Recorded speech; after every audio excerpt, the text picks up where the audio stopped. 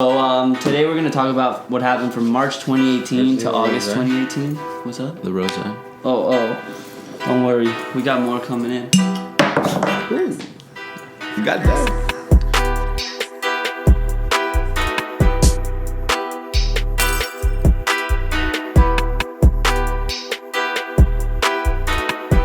It is today, April 12th. Bernie and Bogo coming in live. Podcast. We're coming in hot. We're coming in live. We're coming in spicier than the best chicken wings you've ever had. I don't give a fuck. Alright, we're going to be doing this Stop Lookin' story time for you guys once a week. We're going to be giving you guys an inside scoop on the most pivotal events of Stop Lookin's career. We're going to be telling you guys what we were thinking, what we were doing, how we were doing it, and maybe you guys will laugh a little bit. We're here to entertain you in these boring times of quarantine. What are you, a poet now? Maybe. Alright, so today's podcast is going to be centered upon, the origins. Every good character has an origin story. So today we're going to talk about what happened from March 2018 to August 2018. What's up? The rose. Oh. Don't worry. We got more coming in. Ooh. Goddamn. So as I was saying, yeah, okay. ASMR.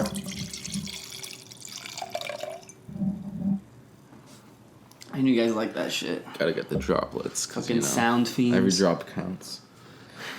Give me. I don't have the lid. Don't worry. Fuck. Alright.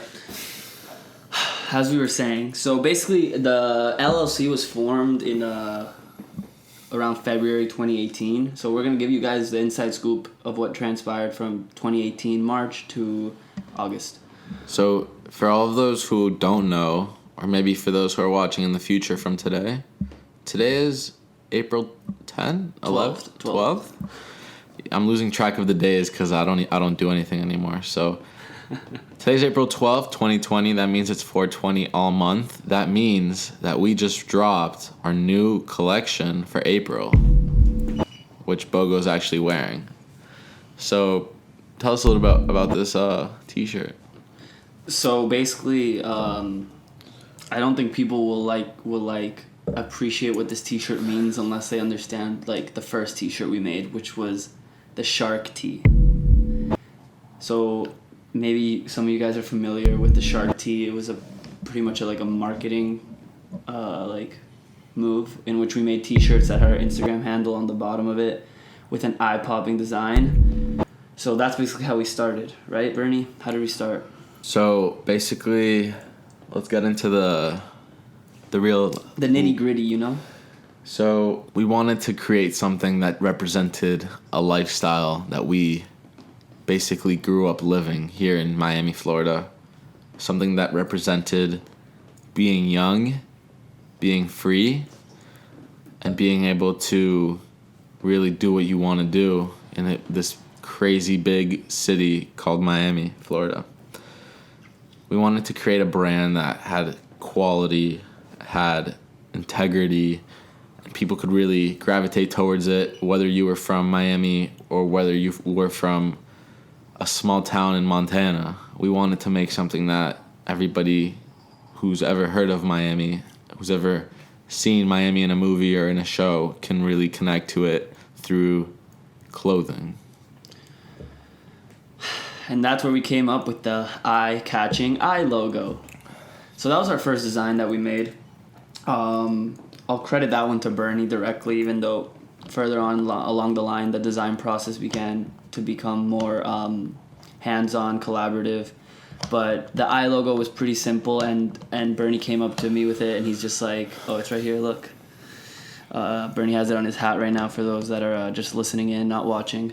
The eye logo, which is basically centered upon a basic do not do sign, where you would see do not smoke with the cigarette, and then the circle crossing it out. We had an eye in the middle of that circle to basically symbolize stop looking at me, I'm on my own path. We wanted to really appeal to independence, whether it be an independent artist or musician or entrepreneur. just all types of independence. Like, we wanted to capture that kind of idea of like tunnel vision of, you know, how horses have the things besides their eyes that keeps them going straight on their path. Like, don't worry about what other people are doing. Like, follow your own dreams, your own goals. So that's when we decided that logo was perfect to match our name, Stop Lookin', and we started producing really cheap hoodies and hats. We wanted to get the word out as cheaply as possible in the beginning, so that we didn't really pour too much money into this really new idea we had. So what we did was we had these like Gildan hoodies made with this eye logo on them on the front and the back, and we started giving them out to some friends. We were charging like, I think it was like $5. No, it was like $15 for the hoodie. We also made like really like very cheap style promotional caps, like baseball caps, dad hats, whatever it's called. And those were $5. And basically our mission here was to get as many of these out to people we knew and friends of ours that were interested in this new idea we had for the lowest price possible. So they really had no excuse to not even try to get into it. Yeah, early. well, we were obviously not making any profit back then. It was all just to cover our costs. It was more of a promotional items that we looked at. We saw it as basically like a marketing stunt combined with a product, like entry to market. The product, little product, what's it called? Like a juncture. Synergy? Yeah. Like a bundle, that's what I'm saying. A bundle. Yes. Big bundle. Yeah. So not only did that get us to just people start touching our products, seeing our products in real life, but that also gave us like a shit ton of content to work with. We started doing photo shoots nonstop with those, whether it be in Chicago, New York, Miami, wherever we were, we would just get pics, start flooding the Instagram, start growing our follower base organically. Gotta get those pics on the gram, you know? Gram. But yeah, no, that did give us a little bit of momentum. We started seeing like maybe we could like, you know, be a little more innovative. And keep in mind, guys, I go to NYU and he goes to Indiana University, and we're doing all this remotely, like way before Zoom was the new popular thing and everyone was working from home. Me and Bernie were studying from not even home, in our new homes in the beginning of our college careers, while also working on this. So it was a lot of Bernie working on his end, sending me stuff, me calling him, workshopping it, until we got to a point where school ended. May. So in May... We're still in 2018, by the way. Anybody who just tuned in, we are still in 2018. So May 2018, we both ended our first semester, our first year, second semester of college, which gives us quite a little bit of time to be together and work on something, you know? So basically we had this really ambitious idea to host an event in Miami. We didn't know exactly how this event was going to come out, but what we did want was to create a tangible experience for friends that had been following the brand for the past couple months, and for new people in our home city to be able to experience what we were about to bring to the table. And that's where we came up with the idea of doing a pop-up live music art event during Wynwood's hottest week, Miami Art Week. Not Art Week, Art Walk. Art Week is in December. So if you don't know what Art Walk is, or what Wynwood is basically like the big urban graffiti art district of Miami. If you've been to Miami, you've probably heard of it, you've probably been to it, but there's literally like, it's a whole neighborhood and there's graffiti on all the walls. Really, really great artists have murals everywhere. There's private walls and there's public walls and there's event spaces and there's stores and restaurants, bars, everything. A lot of startups. Gets very lit. On Saturday nights. And there's this thing called Art Walk, which is once every month. I don't know when. I forgot when it is, but it's maybe like the third week every month. Third Saturday of every month or some bullshit like that, where everyone just goes on Saturday nights and just walks around, sees art galleries. Art galleries have like free alcohol and there's like DJs, music, you know, the whole shebang. And luckily, we were able to, through our connections, Bernie's good friend Julia, who then became my good friend, shout out Julia Carniato. Shout out Julia. For hooking us up in the beginning of this all. Her dad actually owns an art gallery in the area that has a nice outdoor space. And we're like, all right, that works for us. And we started planning. We got our books out and we started planning. We knew it was going to take some money, but more than money, it was going to take time and effort. So we wanted to come up with a way that we can present this whole concept to people in a new way that was immersive and experiential.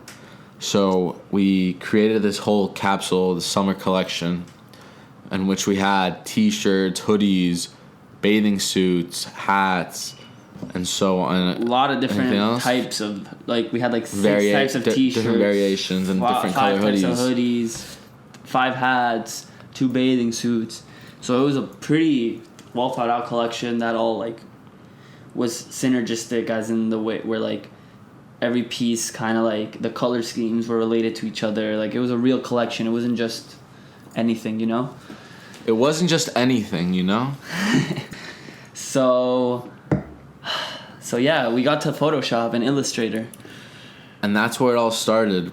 You know, I had been designing stuff for like a year now because we were actually sampling different garments and hoodies and t-shirts and all this stuff because we really wanted to come out to market with a product that we knew we would be using for the next 5 years.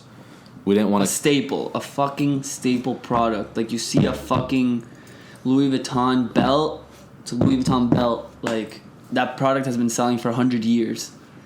So it took us a while, really. It took me months of ordering and watching and looking through Reddits and all this crazy, weird research I had to do to basically find materials and hoodies and shirts and everything in between that I wanted to my liking, the way that I liked it, how it fit, the way I liked how it felt, the way it sat on my body, the way it reacted to embroidery and the way the cotton interacted with prints.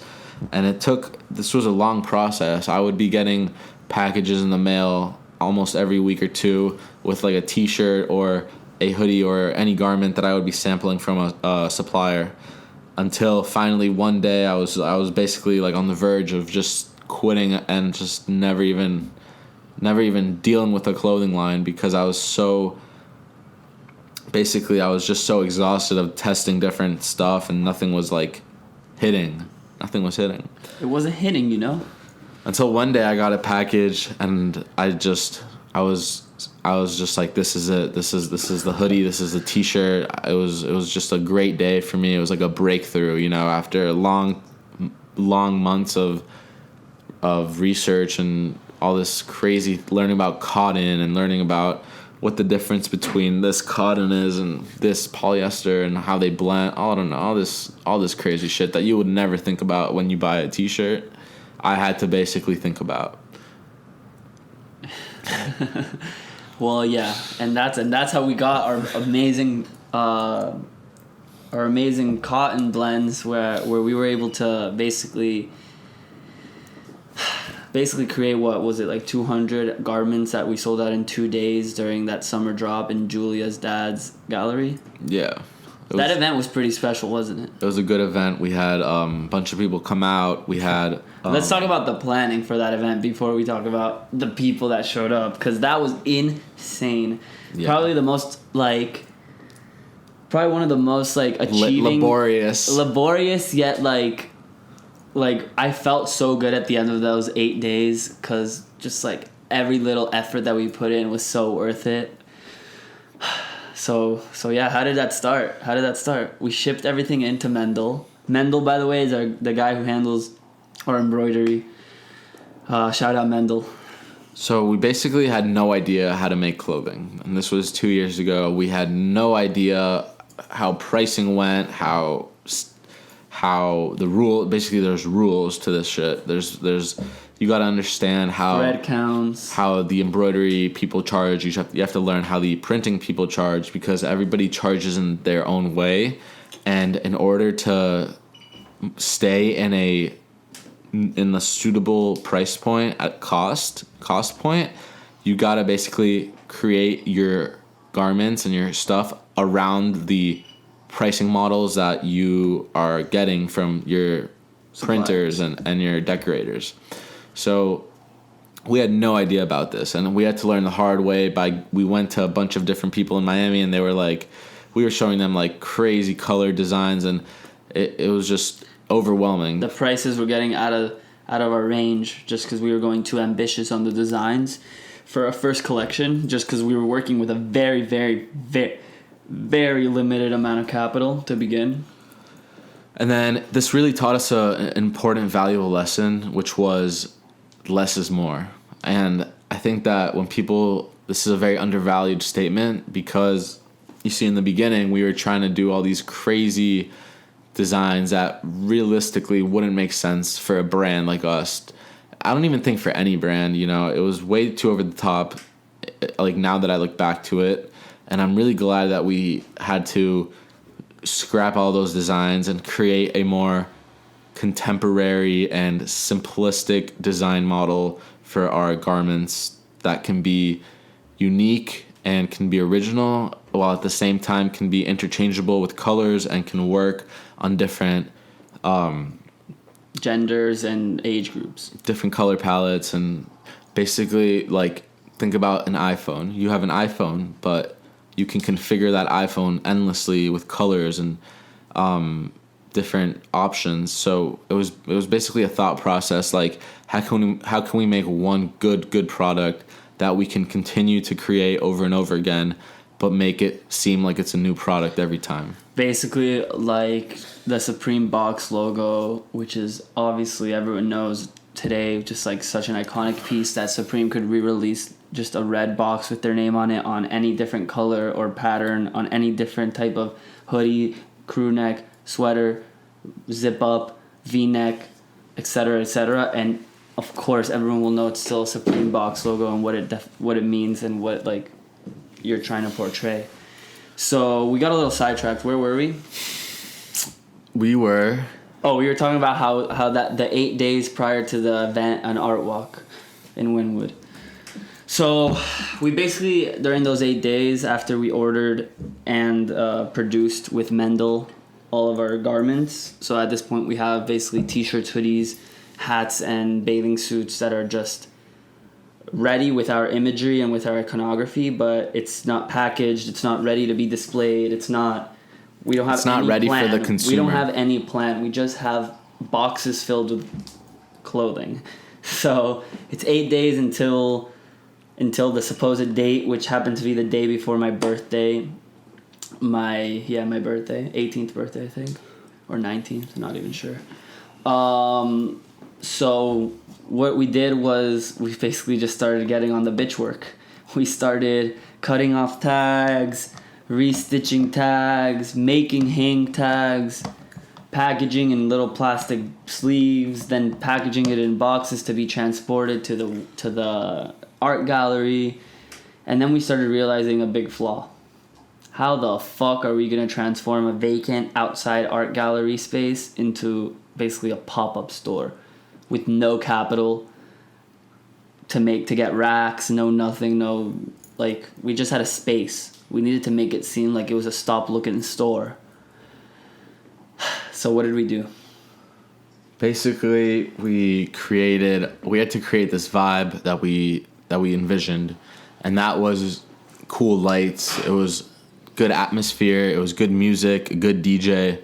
We wanted to create an aesthetically pleasing display that would hold all of our clothing, that people could walk around and could experience and touch and feel. And then we had to create little stocking area that would be organized for when people ordered or when people came to the register and asked for this. We can get it efficiently, and then the line wouldn't get too crazy, and we can deliver on our clothing. Well, I want to show everyone watching right now images of what that ended up looking like. Hit it, Pedro. Show the audience some images. This is what it ended up looking like on the outside. Yeah, this was the rack that we actually had built custom. We went to Home Depot and we bought a bunch of wood and all this random shit because we had no money really to spend on design of buying a rack. I don't even know where you would buy a rack. Nordstrom Rack? Is that what they sell there? Racks? I don't know. Actually, Barney's was going out of business, and I was walking in New York, and I went in, and they were actually selling the racks. I tried to buy a couple for us, actually, but they were all already sold out. Damn. I swear. But yeah, no, so yeah, those are the pictures of what we made with basically nothing. But it's not just set design, you know. Like any good movie, we need good actors, we need good directors running the show. So we knew it couldn't just be me and Bernie, you know, showing people clothing. It needed to be something more, something bigger than just us for people to come and like enjoy their time there. Right. And that's where Cole comes in.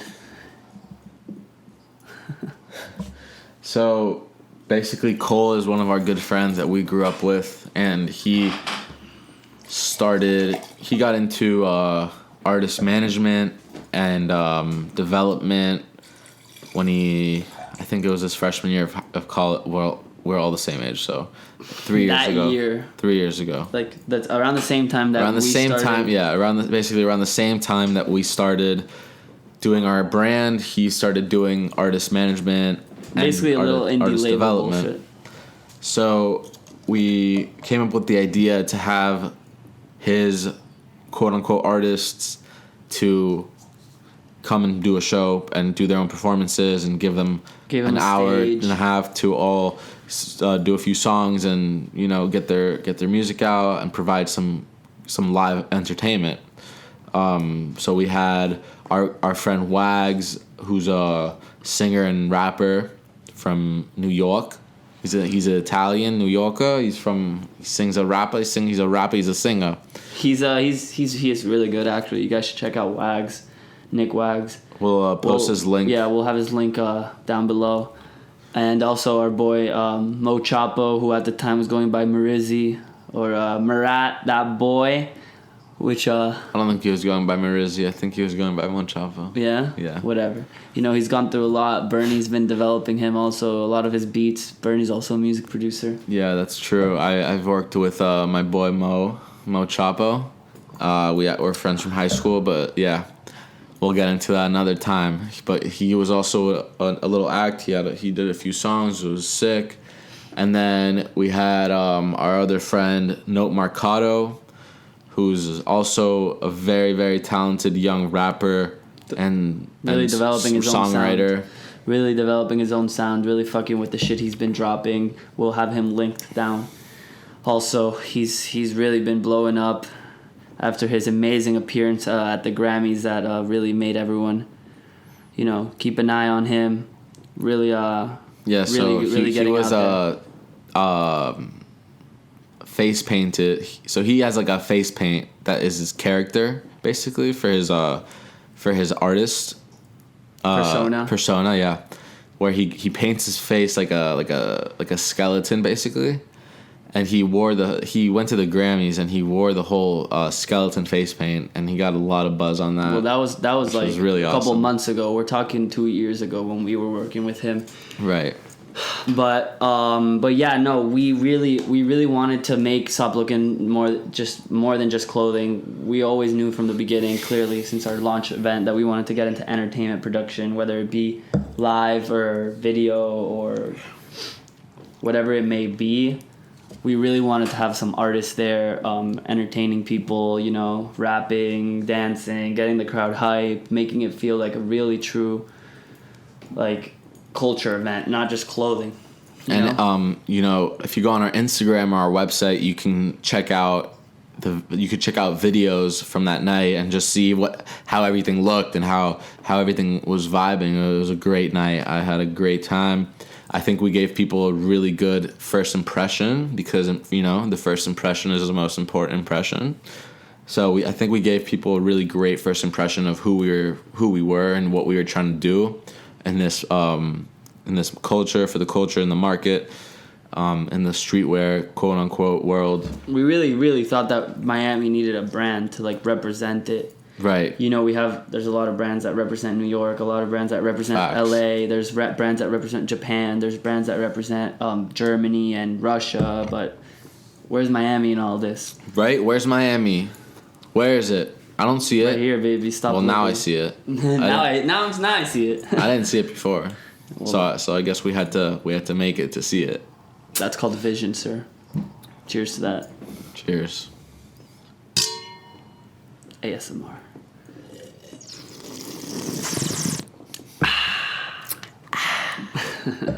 So basically we worked really hard, got our friends and family to help us create a beautiful display, event, whatever you want to call it. We invited all of our friends, all of everybody. We were blasting our social medias, and that's another good reason to have other people in your event. Like we had a bunch of artists because when you're first starting, you want as many people as you can. Like, you want to reach the biggest reach you can. You want to have the biggest reach, and you do that basically by getting as many people involved as you can, because you know everybody has their own reach and network. So you basically want to tap into as many networks as possible and have everybody benefit from that, bringing something to the table as individuals. I just think that event was a really good way to start and gave us a really good glimpse into the future because, as I mentioned, the live entertainment part of it, like having artists there, really gave us like this like feeling that we wanted to continue doing things like that. Yeah. Which is what we're gonna keep talking about in the future podcasts. We a lot of stuff coming up. It's too much stuff coming up. This is just the first episode. But yeah, it gave us a pretty nice feeling of like putting Stop Lookin in the live entertainment business, as well as gave us a really good feeling about our products clothing wise, because as I mentioned, within that day and the day right after, which was my birthday, we were able to basically sell out every single product we had produced, which we originally had intended to sell out throughout the course of the rest of the summer, which was going to be 2 months or so. So I think that it was a really good start to the brand. And I think it's funny how people ask us today in 2020 if we still have shirts or hoodies that we dropped 2 years ago at the launch. And it's just hilarious because they're 2 years late, you know? You know how it is. The hype moves along. We make a product, we sell it. Once it sells out, we do not make it again. And a lot of people criticize us on that, saying we should make more because there's obviously more demand. But the truth is that we all know that what makes a product special is not just the design. It's also who has access to it. It's the story behind it. The story behind it, how much of it exists, how easy it is to get. So, yeah. I think the network effects really began during that time when we were really testing the waters, but it ended up being a great framework to continue. It was we proved to ourselves basically that we were able to actually do this and create a ripple effect basically amongst our community and our friends that, you know, 2 years later has really become a huge part of this whole brand. It's just getting people involved with it and introducing people to it and seeing how they interact and how they what they like about it, what they don't like about it. And it's basically just an ever-growing network community of just stop looking mindset mentality, you know, people who have a like define a path for themselves and follow it with no bullshit. Basically that tunnel vision, you know. It's a real important quality to have as an entrepreneur, as an artist, as a basically not even an entrepreneur. Just you think of people like Albert Einstein who he was told like. He was expelled from school. He was told he was a daydreamer, a bullshitter, like he would never amount to anything. And his theory that he really believed in, if he would have listened to other people and not proven it and not spent 20 years of his life doing math problems, we would not be talking about him today. Exactly. Shout out to Albert. Shout out to Albert. And basically, we just want to close this podcast by thanking you guys for tuning in. This is the first podcast we've ever done, so excuse us if it was a little choppy. We'll work on that. Yeah, a lot of better things I think it went pretty well, honestly. I think we delivered a good story, and we stayed on track. And, I get distracted a lot. Just a reminder, everything we just told you transpired in between the months of March 2018 to August 2018. So this podcast is going to be a timeline of Stop Lookin'. So tune in next week to figure out what happens next. Thank you all for tuning in. This is Bernie and Bogo on the Stop Lookin' podcast. We want to wish you a great day and stay quarantined. Stop looking, guys. Check out our new drop. About to post some new stuff online. We have Galactic Voyages drop going online real soon, probably today. I don't know. Maybe I won't be lazy about it. Maybe I'll do it today. Well, we already sold out 80% of it on the pre-sale, so honestly, who cares when we put it on the website? We could put it on tomorrow. Yeah. But, yeah. Goodbye, guys. We'll see you guys next week. Peace. Cheers. Cheers.